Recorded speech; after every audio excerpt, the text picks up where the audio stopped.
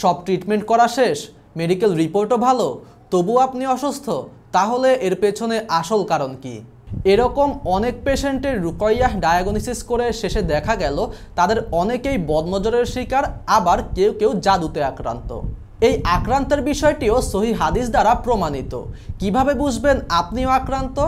তীব্র মাথা ব্যথা যা ওষুধ খেয়েও উপশম হয় না, পিঠে ব্যথা বিশেষ করে কোমরের দিকে, বুকের মধ্যে শক্ত বা ভারী কিছু অনুভব হওয়া, তলপেটে ব্যথা বা শক্ত হয়ে থাকা, বিকেল বা সন্ধ্যার পর থেকে অস্বস্তি লাগা, রাতে ঠিকমতো ঘুম না হওয়া, স্বপ্নে সাপ, কুকুর বা কোনো হিংস্র জন্তু আক্রমণ করতে দেখা বা ধাওয়া করতে দেখা, স্বপ্নে অ্যাক্সিডেন্ট হতে দেখা, কোথাও থেকে পড়ে যেতে দেখা, স্বপ্নে কেউ আপনাকে কিছু খাওয়াচ্ছে এমনটা দেখা, কাজে কর্মে আত্মবিশ্বাস ও মনোযোগ হারিয়ে ফেলা, সারাদিন ঘুম ঘুম ভাব ও প্রচণ্ড অলসতা কাজ করা, খাবারে অরুচি অনুভব করা।